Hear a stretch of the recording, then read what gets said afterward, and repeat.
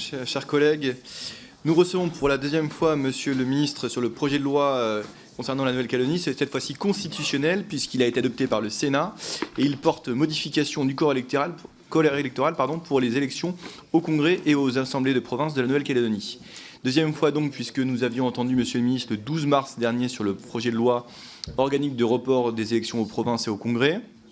Et compte tenu des différentes matières dont nous allons traiter aujourd'hui, il nous semblait indispensable de pouvoir vous entendre une seconde fois. Vous savez que le règlement interdit en matière constitutionnelle aux membres du gouvernement de discuter des articles, en tout cas d'être présents lors de la discussion des articles du projet de loi constitutionnelle. C'est pour ça que cette audition était indispensable. D'ailleurs, sur le caractère indispensable de votre audition, il est également, puisque différentes modifications sont intervenues au Sénat. D'abord sur le contenu de l'accord, sur les modalités de mise en œuvre de cette disposition, puisque si accord il pourrait y avoir une procédure dérogatoire, et puis ensuite sur la durée de mise en œuvre, puisque au 1er juillet, une mise en œuvre à partir du 1er juillet, sauf si un accord survient, là encore avec des mesures d'application qui devraient pouvoir être adoptées, cette fois par le Parlement, contrairement à ce qu'avait prévu initialement le gouvernement. Et donc il est question d'abord de savoir si le texte qui est issu du Sénat vous convient, Monsieur le ministre, et si vous en préconisez l'adoption conforme par l'Assemblée nationale. C'est ma première question. Ensuite, j'aimerais connaître votre appréciation du rôle qui sera joué par les présidents des chambres parlementaires dans la constatation de l'accord, si accord il devait y avoir sur la nature du corps électoral entre les différentes parties en présence. Enfin, j'aurais une question aussi sur le contexte économique et social, et notamment le contexte de la crise nickel, sur les incidences que cela peut avoir ou que vous avez déjà mesurées par rapport à celui que nous connaissons aujourd'hui en Nouvelle-Calédonie. Et puis peut-être le rapporteur en dira-t-il un mot, puisque nous avons beaucoup échangé sur la question, sur celui des ingérences étrangères, qui a fait l'objet d'une disposition qui sera bientôt en examen au Sénat, et dont on sait que, pour la question azerbaïdjanaise notamment, elle fait l'objet de nombreuses mesures, avec des invitations d'élus de nos Outre-mer, avec des présences d'agents azerbaïdjanais en Nouvelle-Calédonie notamment, mais ailleurs également, et sur les incidences que cela peut avoir dans le processus en cours. Vous avez donc la parole, Monsieur le ministre, pour cette audition, et ensuite, Monsieur le rapporteur pourra nous éclairer et vous poser également ces questions. Monsieur le ministre. Merci, Monsieur le Président, Monsieur le rapporteur, Mesdames et Messieurs les députés. Je vous remercie une nouvelle fois de me donner l'occasion d'échanger avec vous sur la situation calédonienne. Après mon audition, vous l'avez dit, Monsieur le Président, dans le cadre de l'examen du projet de loi organique de report des élections provinciales, qui a été adopté par votre Assemblée et qui a été également adopté, vous l'avez vu, par le Sénat. Et cela aussi par mon audition du groupe de contact organisé par la présidence de l'Assemblée nationale, qui a eu lieu avant la suspension de vos travaux, plus d'autres auditions auxquelles nous avons déjà évoqué la situation calédonienne, ce qui me permet à la fois de répondre à vos questions sans rentrer peut-être dans le détail de ce qui nous pousse à être devant vous, puisqu'il s'agit, comme vous l'avez rappelé, Monsieur le Président, d'un projet de loi à réforme constitutionnelle qui prévoit la modification du corps électoral pour les seules élections provinciales et non pas pour une autre liste électorale. Vous savez qu'il y en a 3 en Nouvelle-Calédonie. Et pour répondre à votre première question, le gouvernement souhaite, en effet, si cela était possible pour l'Assemblée nationale, un vote conforme par rapport au texte du Sénat qui ne nous satisfait pas totalement. Il a été modifié par la majorité sénatoriale, mais qui est conforme, me semble-t-il, à l'esprit du texte déposé par le gouvernement, à la volonté calédonienne, et puis, il faut bien le dire aussi, au temps qu'il nous faut pour pouvoir à la fois discuter avec les partis, j'y reviendrai, mais aussi, bien évidemment, pouvoir tenir l'engagement d'une élection provinciale qui, certes, est reportée, conformément à l'organique, mais qui doit se tenir avant le 15 décembre de cette année. Nous sommes aujourd'hui dans un moment évidemment important, puisque le Sénat a voté la réforme constitutionnelle telle que nous proposons, avec quelques amendements près. D'ailleurs, il prévoit, pour répondre à votre deuxième question, l'intervention des présidents des 2 assemblées. Le gouvernement n'a pas grand-chose à y redire, d'abord parce que ce sont des autorités morales, politiques, évidemment, qui sont les bienvenus, et puis parce que, manifestement, le Parlement, en tout cas le Sénat, souhaite les voir jouer un rôle. Je pense que le président Larcher, comme le président Bonne-Pivet, s'intéresse aux questions calédoniennes depuis le début de leur présidence. Donc je n'y vois évidemment personnellement aucun inconvénient, et que dans le dossier calédonien, tous les acteurs peuvent y jouer un rôle, qu'on pourrait qualifier de médiation ou d'aide, même si à la fin, le projet de loi constitutionnelle est bien porté, bien évidemment, par le gouvernement et nous l'espérons voté par l'Assemblée nationale et le Sénat. Je voudrais quand même dire, malgré ce qu'il peut être écrit ou commenté, que nous avons un texte organique qui a été voté par une majorité au Sénat puis une majorité à l'Assemblée nationale et qui a été promulgué, qui prévoit les reports de ces élections provinciales. Je dis d'autant plus que nous sommes en majorité relative à l'Assemblée nationale, chacun l'aura constaté, mais aussi dans l'opposition, puisque nous sommes très minoritaires au Sénat, ce qui était donc une prouesse, me semble-t-il, à la fois du projet de loi organique, mais aussi d'avoir convaincu une grande partie de députés et de sénateurs. Et le projet de loi constitutionnel a été adopté par le Sénat, et sans être bousculé dans ses équilibres, et notamment parce qu'on a su trouver une majorité au Sénat. Voilà, Monsieur le Président, la question qui se pose à nous, c'est veut-on ou non que la démocratie locale puisse s'exprimer en Nouvelle-Calédonie, que les Calédoniens, nés de parents calédoniens, puissent pouvoir voter, même s'il y aura 10 ans, évidemment, de présence sur le territoire calédonien pour pouvoir voter à des élections locales, conformément à ce qui avait été imaginé par Lionel Jospin lors de l'accord de Nouméa. Les 10 ans, c'était un esprit et un mot du premier Jospin qui avait été ensuite modifié par le président Chirac dans les raisons politiques qui n'ont pas grand-chose à voir avec la Nouvelle-Calédonie, mais plus au rapport de force qu'il avait avec son ministre de l'Intérieur de l'époque. Et puis, deuxième sujet, c'est évidemment de nous conformer au fait que Dominique de Villepin, mon prédécesseur, avait exprimé à la tribune du Congrès à Versailles que le gel du corps électoral pour les élections provinciales ne donnait que pour les 2 élections provinciales qui suivaient. Nous sommes à la 3e. Et il s'agit donc de revenir, évidemment, au fait que si le corps électoral reste restreint pour les élections provinciales en Nouvelle-Calédonie, et de ce point de vue restreint, de toute façon tout à fait exceptionnel par rapport au reste du territoire national, mais exceptionnel aussi par rapport aux autres démocraties, à ma connaissance, je ne connais pas de démocratie qui, aujourd'hui, attende 10 ans pour ses propres citoyens. Il ne s'agit pas pour des citoyens étrangers, pour ses propres citoyens, qui ne puissent pas voter à une élection locale immédiatement ou dans les mois qui suivent. Ce corps électoral restreint restera encore le plus restreint des corps électoraux, d'ailleurs, comme l'a souligné aussi le C24, puisque j'ai eu l'honneur de défendre le dossier calédonien à l'action de la France devant les Nations Unies. Voilà qu'un jour, et nous avons eu si ce n'est les félicitations, au moins le satisfecit des Nations Unies et du C24 sur cette question. Cette question électorale, elle est évidemment importante et le ministre de l'Intérieur ne peut ignorer les manifestations qui ont été organisées ces dernières semaines avec une participation très impressionnante de dizaines de milliers de personnes pour chacune des parties. D'ailleurs, je remercie le haut-commissaire et les gendarmes et les policiers qui ont pu organiser ces manifestations à 2 rues séparées l'une de l'autre de Nouméa sans qu'il y ait d'affrontement. Et c'est près, si on calcule les choses d'un point de vue électoral, près de 10% du corps électoral calédonien qui était dans la rue à Nouméa. Et je pense que si on devait regarder les choses d'un point de vue national, on dirait qu'il y aurait vraiment beaucoup de monde. C'est-à-dire que le dossier calédonien, qui peut paraître un peu lointain, parfois difficile, peut-être même les gens se disent pourquoi nous embêter sur un changement de corps électoral pour les élections locales, pourquoi faut-il entreprendre ces discussions et ces ordres du jour dans les chambres, voire même convoquer les parlementaires à Versailles. On voit qu'en Nouvelle-Calédonie, le sujet est évidemment éminemment important, éminemment politique, et que nous devons prendre tous nos responsabilités. Mais ce dossier électoral ne vaut que dans la priorité que nous souhaitons fixer, me semble-t-il, à la vie calédonienne pour résoudre les grands problèmes. Et vous avez cité vous-même la question du nickel et donc la question économique.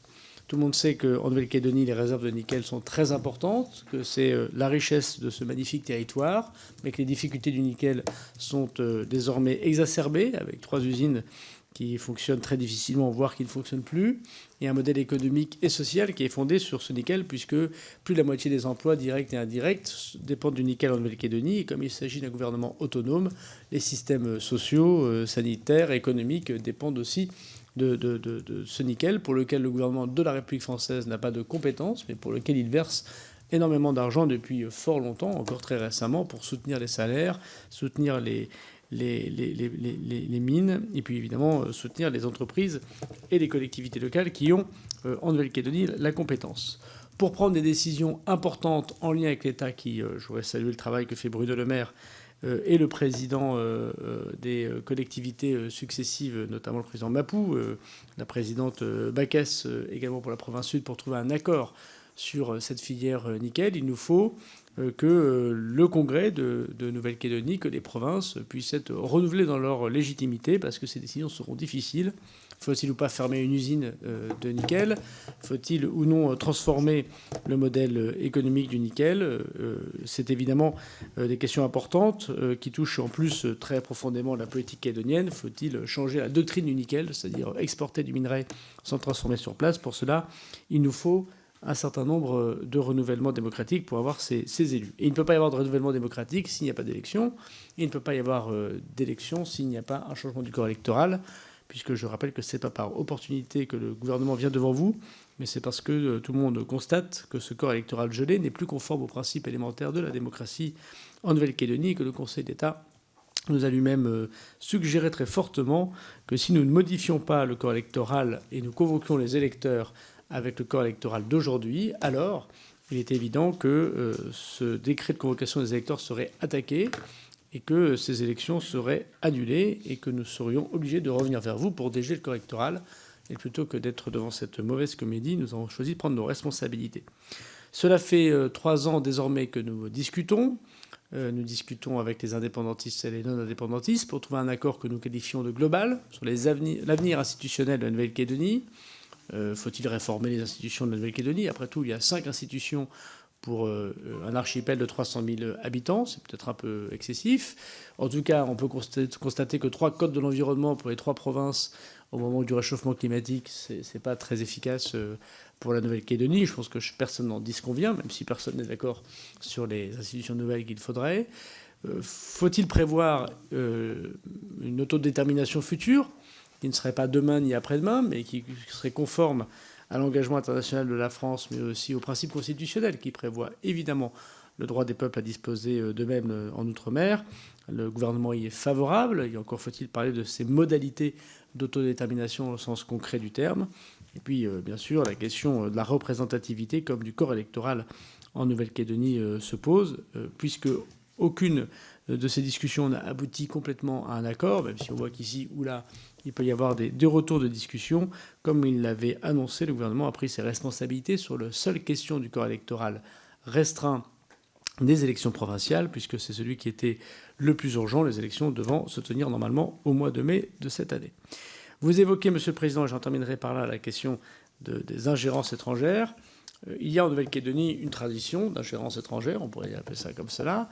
D'abord, dans un temps ancien, la Nouvelle-Zélande et l'Australie, qui pendant très longtemps ont gardé un lien particulier avec les courants indépendantistes. C'est beaucoup moins vrai, pour ne pas dire plus vrai du tout. Je peux témoigner que mes homologues australiens, puisque j'essaye de les rencontrer à chaque fois que je vais en Nouvelle-Calédonie, et je suis allé en Nouvelle-Calédonie 7 fois ces 2 dernières années, sont très heureux que la France soit présente dans le territoire pacifique et ont envie de non seulement de la présence de la France, mais de partenariat et singulièrement dans la diplomatie indo-pacifique qu'a dessiné le président de la République.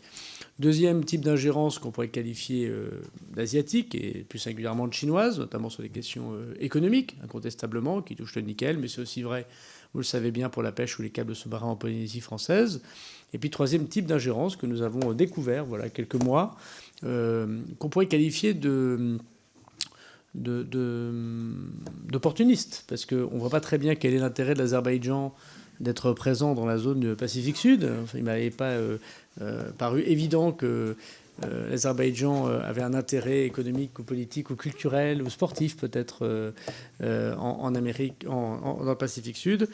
Il est évident que le lien que l'Azerbaïdjan peut avoir avec quelques courants indépendantistes ou quelques personnes indépendantistes, liens de toutes sortes d'ailleurs, dont il appartient sans doute à la délégation parlementaire au renseignement. Monsieur le Président, demandez, si vous le souhaitez, des précisions et des communications sur des sujets financiers, sur des sujets qu'on pourrait qualifier effectivement de particulièrement non conformes à l'idéal politique, mais plutôt à un idéal numéraire, nous ont beaucoup questionné. nous ont beaucoup questionné parce que l'Azerbaïdjan, on le voit bien, essaye d'utiliser le dossier calédonien, non pas pour le bien de telle ou telle population, de tel ou tel principe démocratique. Encore faut-il que l'Azerbaïdjan ait des principes démocratiques, ce qui ne nous a pas paru évident, mais cherche évidemment à répondre à la défense, et qui fait l'honneur de la France, je crois, des Arméniens et du massacre des Arméniens par la puissance azerbaïdjanaise. Et l'utilisation de l'Azerbaïdjan de ce dossier calédonien au niveau international comme au niveau de la Nouvelle-Calédonie nous choque profondément. Et c'est une démonstration en effet d'une ingérence qui est tout à fait conforme à ce que vous définissiez, d'ailleurs qui fait l'objet, je crois, d'une proposition de loi de vous-même, Monsieur le Président, que nous aurons le plaisir de discuter très bientôt. Il faut donc dénoncer ces ingérences. C'est ce que, évidemment, regarde et contrôle la DGSI sous mon autorité. C'est aussi le travail que fait la DGSE sous l'autorité des ministres des Armées. Il est évident que la présence de l'Azerbaïdjan dans une discussion, voire même, nous le regrettons d'ailleurs, et j'ai demandé au commissaire de se saisir de ce sujet, mais je sais qu'il y a des débats au Congrès de la Nouvelle-Calédonie, que les protocoles, je mets évidemment des guillemets, puisqu'ils n'ont rien de juridique politique signé entre une partie de courant indépendantiste et la dictature azerbaïdjanaise n'est pas évidemment possible au sens politique du terme, n'est pas moralement acceptable, n'est pas éthiquement sympathique, mais je voudrais par ailleurs vous dire qu'elle nous interroge sur la volonté profonde d'un certain nombre de groupes qui peut-être ont pris l'Azerbaïdjan comme modèle politique et qui ne doit pas être celui, me semble-t-il, qui doit se développer en Nouvelle-Calédonie.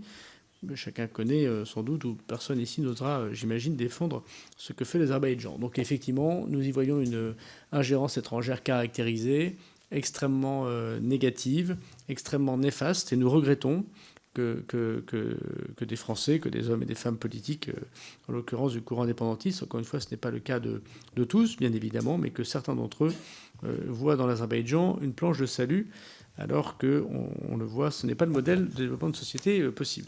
Voilà en quelques mots, Monsieur le Président, ce que je souhaitais vous dire. Je souhaiterais redire ici une nouvelle fois que le gouvernement est tout à fait à la disposition des acteurs calédoniens, quels qu'ils soient, pour continuer cette discussion. Je veux dire que, comme je l'ai répété, que si le corps électoral restreint va continuer, même s'il est modifié pour les élections provinciales en Nouvelle-Calédonie, nous avons la possibilité de pouvoir, en cas d'accord, et seulement en cas d'accord sérieux, de reporter une nouvelle fois par décret, par projet de loi, par loi. Ça, c'est le débat parlementaire qu'on aura à la suite de ce que vous verrez des indications du Sénat, les élections jusqu'en novembre 2025. Ce n'est pas un souhait du gouvernement que de redécaler ces élections. C'est une constatation de possibilité si jamais un accord devait se dessiner. Et donc, nous le redisons que cette possibilité doit rester dans la loi constitutionnelle que nous vous proposons, que la main du gouvernement est toujours tendue pour cette discussion en trilatérale, que ce soit à Paris ou à Nouméa, et que si cet accord devait se dessiner de façon définitive pour le bien de la Nouvelle-Calédonie et des Calédoniens, le gouvernement prendrait en considération cela à la demande du président de la République pour pouvoir transférer, si j'ose dire, l'accord trouvé sur l'accord électoral que le Parlement viendrait à décider s'il décidait de suivre le gouvernement, mais que la procrastination ne fait pas une bonne politique. Surtout les Calédoniens, depuis très longtemps, attendent, comme tous les Français, attendent comme dans toute démocratie, de pouvoir voter pour les élections locales qui choisissent l'aide sociale à l'enfance, les régulations d'urbanisme et d'économie, c'est-à-dire, bref, des sujets qui ne sont pas vitaux pour la Nouvelle-Calédonie au sens constitutionnel et institutionnel du terme, mais qui sont vitaux au sens économique et social. Ça me paraît juste que ce projet de loi constitutionnel. Merci, Monsieur le Ministre. Monsieur le rapporteur. Oui, merci beaucoup,